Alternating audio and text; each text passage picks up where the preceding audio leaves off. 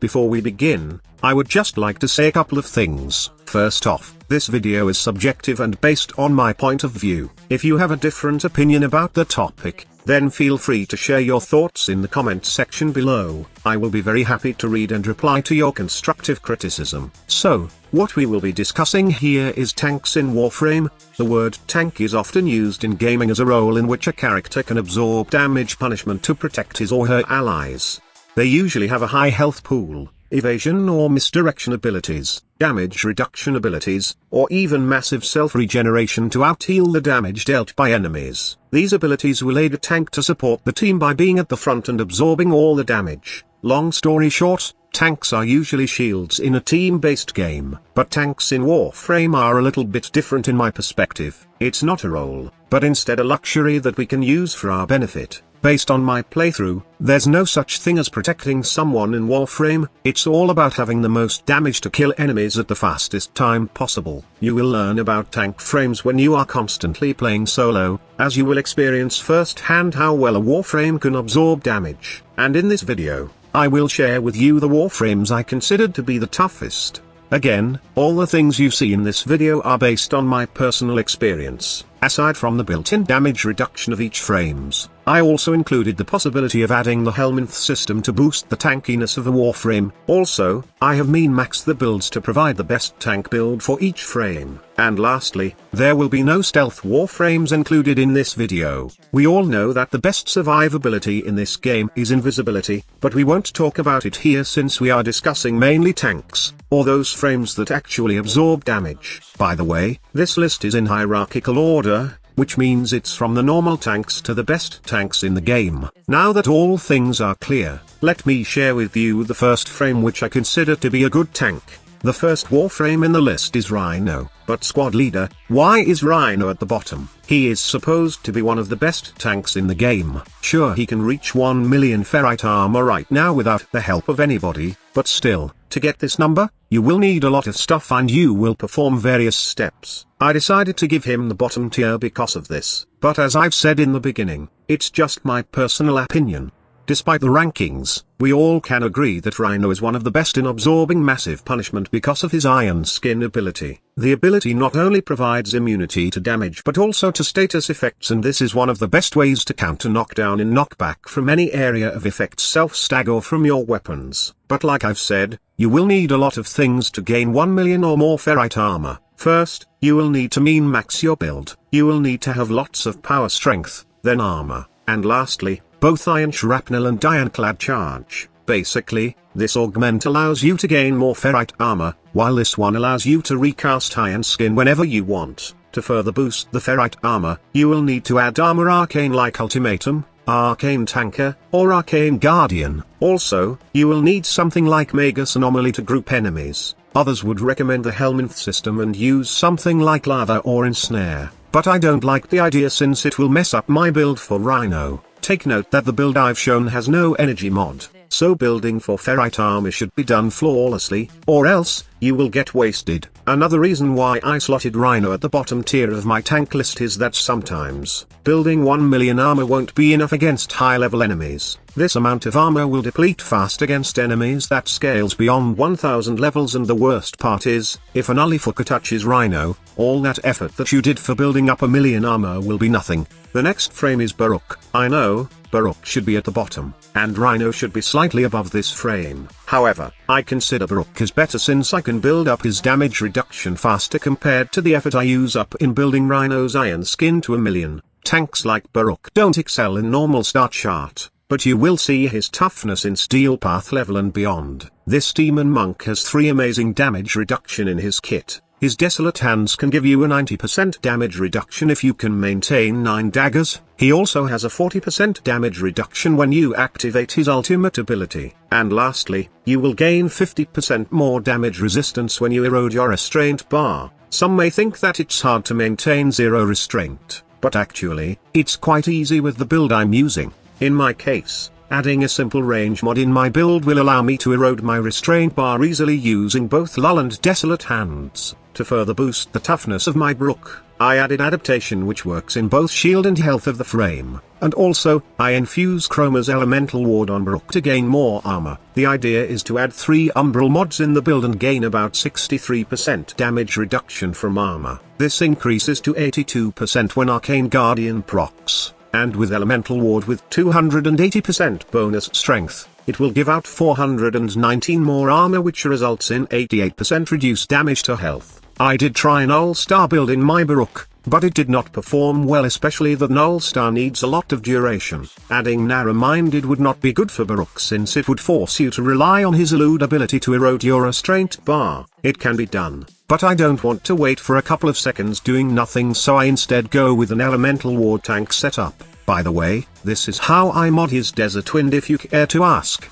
The next Warframe is Hildren. There was a time in this game wherein shields are kind of useless, but with the shield gating mechanic added, shields right now is one of the best survivability, especially if you can manage to get more shield value in your build. For Hildren, that is very easy. She is the queen of shields, and she can make good use of it because of her 3 seconds invincibility after all of it is depleted. This is enough time to regain shields with his pillage ability, and it's an infinite loop of losing shields, being invulnerable, and regaining shields again. Most will not agree with me that Hildren can become immortal because her pillage only works with armor and shields, and it's worthless against infested. However, remember that we have Blazing Pillage which allows us to gain shields no matter what enemy faction we are facing. This build can make your Hildren immortal, and for more dumb fun, you can add Chroma's elemental ward and choose electric to gain more shields, and have the ability to deal electric damage to enemies when they hit your shields. With an electric elemental ward setup, you can kill high-level enemies without even using any weaponry.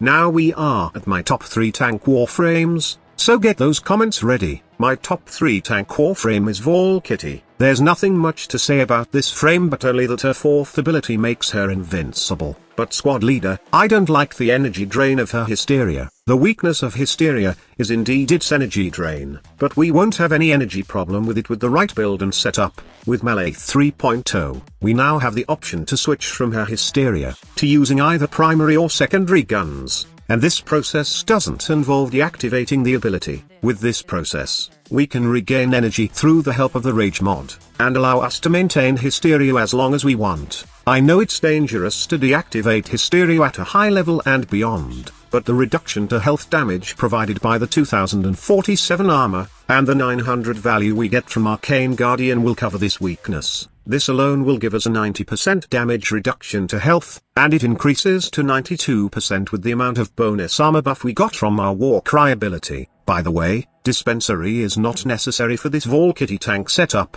Before we proceed to my top 2 tank Warframes, I would like to share what I'm currently using for offense in a Hysteria build. I'm currently using a Condition Overload with Corrosive and Crit setup on my Valkyrie's Talons. To make Condition Overload worth it on this build, I'm using Levos signature shotgun, CDO, to proc 7 to 8 status at least and boost the damage of my Condition Overload claws. Okay, time to slap me as I reveal my top 2 tank Warframe for this year. For my second best, it's Nyx. What the hell, squad leader, have you dropped your brains again? No, I did not. You might not know it, but Nyx has her Assimilate Augment which makes her invulnerable for as long as she has energy. However, this doesn't get any attention because the slow movement, and as well as the energy drain is horrendous as your invincibility bubble gets hit. But things have changed now. You can move freely with your operator while Assimilate is active. And we got the Helminth system which pretty much covers the energy problem. The past build for an Assimilate Nyx is all about duration and efficiency, but right now,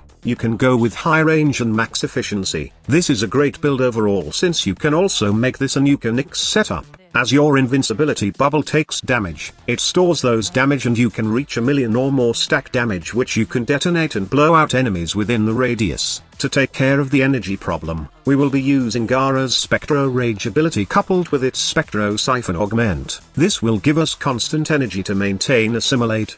Again, if you are looking for a weapon combination that allows you to kill enemies fast, then I suggest a combination of CDO and any Condition Overload hybrid melee weapon. This always works like a charm. and it's intended for killing level 100 plus and beyond. That is if you decide to mindlessly press the melee key for 4 hours or more, of course.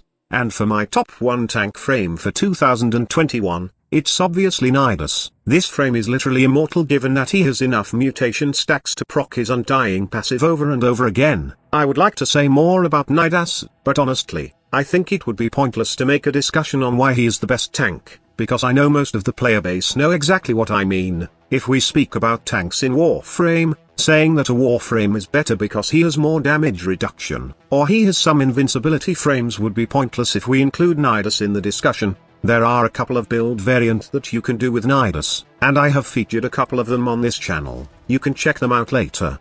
But if you want an example for an undying setup, then you can go with this high range, high power strength insatiable build. The way this works is as long as you are casting Virulence inside the radius of your Avernus, you will gain more mutation stack, and this means that you will have an unlimited supply of mutation to become an immortal frame. Before you go, I would like to add 2 more Warframes in the list. They are also tanky when given with the right setup, but I haven't included them in my main list since the main ones are in a different league compared to these Warframes. One noteworthy frame is Nizza. His warding halo makes him a good tank as it will give you 90% damage reduction, and it will also give you a short invincibility period once the health of the halo depletes. You can also add adaptation in your build to further boost the tankiness of the frame, and you can also subsume Nova's Null Star for another 90% damage reduction. This Nizza build is great when used with guns, but it would be annoying to use when you are a melee fanboy as the particles of Null Star will easily deplete even if you have minimal range in your build. The other Warframe is Rivenant. His Mesmer skin is somewhat a consumable invulnerability skill. How much power strength you equip Rivenant determines how much charges you can have for Mesmer skin. I did not add Rivenant in the main list simply because his tankiness can only shine in solo plays. I'm not saying that you can't use this in team composition, but the number of Mesmer skin charges isn't enough for the enemies you can encounter in team composition. This problem can also be seen in Steel Path mission, wherein there are lots of enemies. Most of the time, you will need to recast Mesmer skin as enemies will deplete the charges much faster. In fact, I don't build Rivenant for pure Mesmer skin while doing solo Steel Path. Instead, I go with a combination of range, duration, and high power strength. Range and duration will be helpful for Enthrall to serve as aggro control. This build allows me to survive Steel Path mission solo without needing to recast Mesmer skin over and over again. By the way, another advantage of Mesmer skin is it gives you immunity to self-stagger, so you can go all bananas on your new weapons. So that's all about it, lads. I hope that you find this video entertaining and informative. If you have questions or any feedbacks about the video, then feel free to write it down in the comment section below. I will read it all, and I would be happy to discuss it with you guys. Thank you so much for watching. Squad Leader signing off. This is the future. Human error.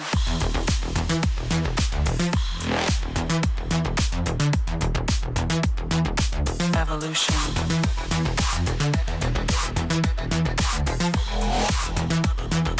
This is the future.